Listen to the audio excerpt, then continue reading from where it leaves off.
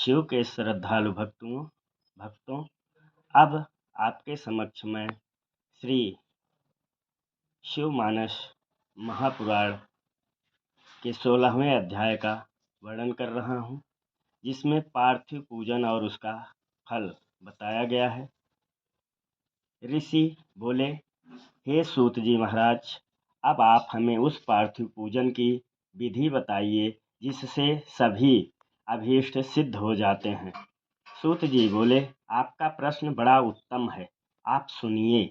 मैं कहता हूँ, हे महर्षियों, मिट्टी से बनाई हुई प्रतिमा का पूजन करने से पुरुष हो या स्त्री सभी के मनोरथ पूर्ण होते हैं।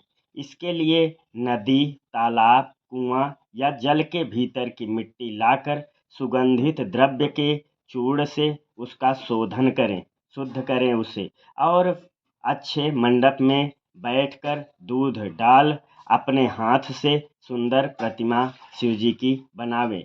फिर पद्मासन से स्थित होकर उस पार्थिव प्रतिमा का आदर से पूजन करें।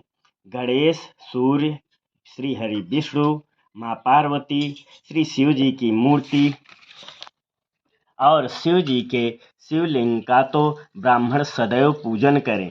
जो इस प्रकार षोडशोपचार युक्त पूजन करता है, उसके मनोरथ अवश्य ही पूर्ण होते हैं, सिद्ध होते हैं। किसी भी देवता के स्थापित किए शिवलिंग पर 3 शेर नैवेद्य और स्वयं उत्पन्न हुए लिंग पर 5 शेर नैवेद्य चढ़ाने का नियम है।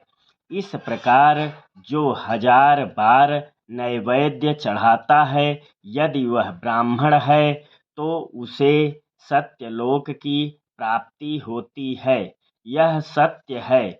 12 अंगुल चौड़ा और 25 अंगुल लंबा यह लिंग का प्रमाण है तथा 15 अंगुल ऊंचा लोहे या लकड़ी के बनाए पात्र का भी नाम शिव है। ऐसे लिंगों की पूजा महापूजा कहलाती है और इसके अभिषेक से आत्म शुद्ध गंध चढ़ाने से पुण्य प्राप्ति होती है। नैवेद्य चढ़ाने से आयु और तृप्ति तथा धूप देने से धन की प्राप्ति होती है। शिवलिंग पर दीप से ज्ञान और तांबूल से भोग मिलता है।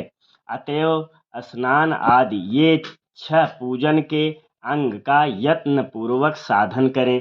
नमस्कार और जप ये दोनों अभीष्टदायक हैं। इनको पूजा के अंत में अवश्य करें, क्योंकि इनसे भोग और मोक्ष दोनों ही प्राप्त होते हैं।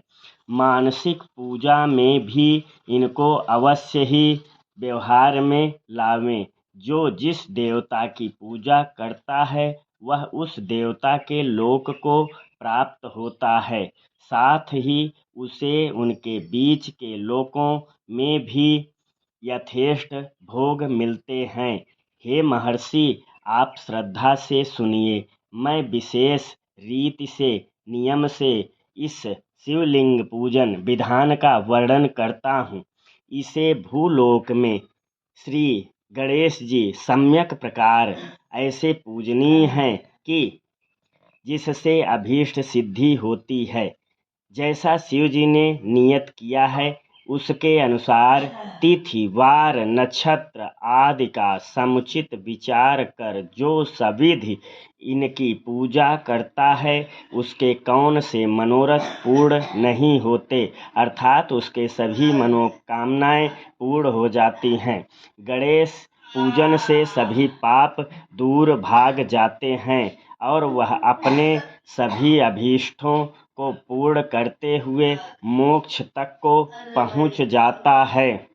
इसी प्रकार श्री हरि विष्णु जी का तथा और भी देवताओं की जो जिसकी पूजा करना चाहता है, वह उन देवताओं के वार, तिथि, नक्षत्र का विचार कर षोडशोपचार पूजन भजन करे तो उसके अभीष्ट की प्राप्ति होती है। शिव जी का पूजन तो सब मनोरथों को देने वाला है।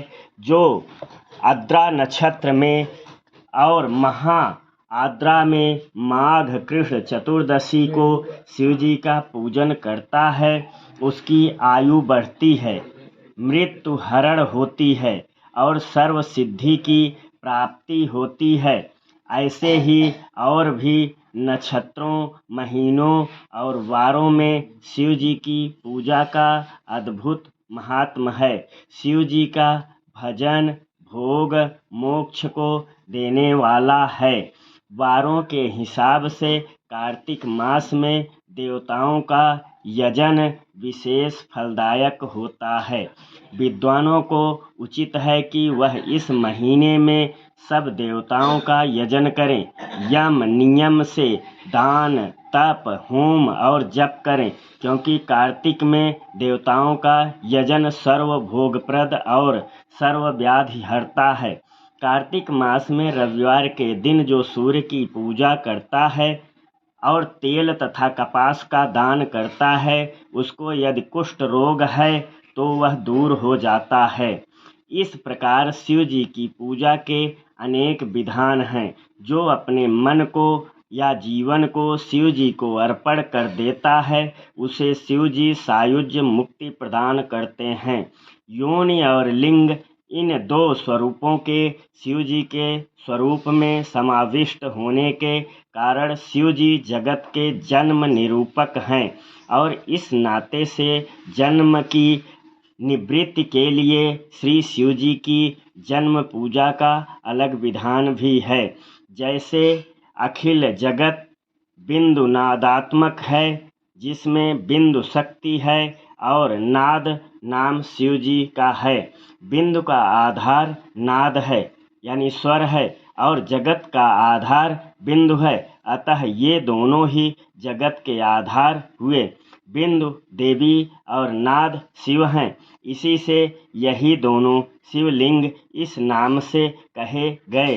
अतः जन्म की निवृत्ति के लिए शिवलिंग को पूजें। देवी रूप माता बिंदु और शिव रूप पिता नाद हैं। पूज्य माता पिता की पूजा करने से निश्चय ही परमानंद प्राप्त होता है। जिसे परमानंद की इच्छा हो वह शिवलिंग की पूजा करे। जैसे जो पुत्र माता पिता की सेवा करता है उस पर माता पिता कृपालु रहते हैं, वैसे ही शिवलिंग माता पिता के इस मुख्य रूप को जानकर उनकी पूजा करें। हे मुनिपुंगवों, जैसे भर्ग भर्गा अर्थात पुरुष और प्रकृति ये ही दो जन्म के मुख्य हैं, वैसे ही शिव लिंग भी है। पुरुष से प्रकृति में मेल ही जन्म कहलाता है और प्रकृति से व्यक्त हुआ तो दूसरा जन्म कहलाया।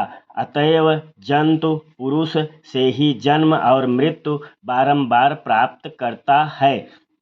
माया से जन्म, जन्म से जीर्ण और इसी से जीव का नाम पड़ा।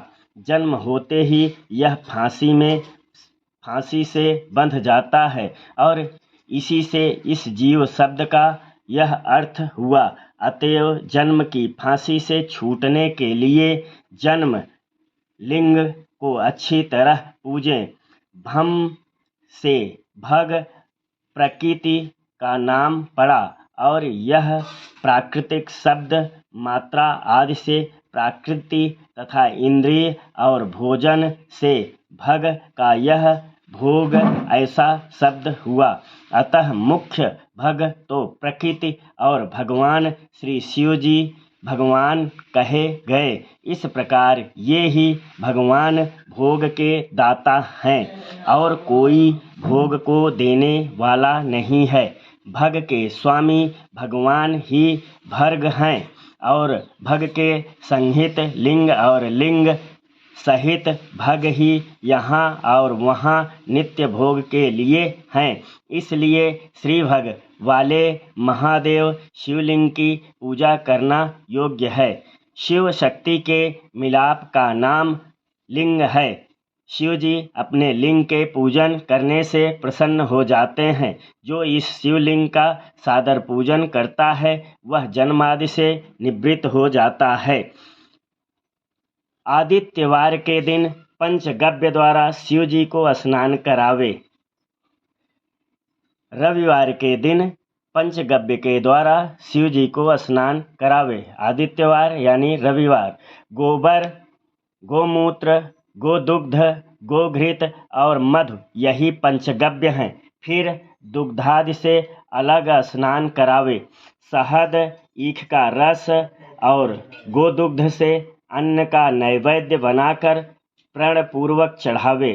जो इस प्रकार आदित्यवार के दिन प्रणपूर्वक महालिंग की पूजा करता है उसका पूर्व जन्म नहीं होता। रुद्राक्ष धारण करने से, चौथाई विभूति धारण करने से, आधा मंत्र जपने से, पौन और पूजन से पूर्ण भक्ति प्राप्त करता है। शिवलिंग और उसके भक्तों को पूजने से मनुष्य को मुक्ति प्राप्त होती है। इस अध्याय को पढ़ने और सुनने से शिव जी की दृढ़ भक्ति प्राप्त होती है।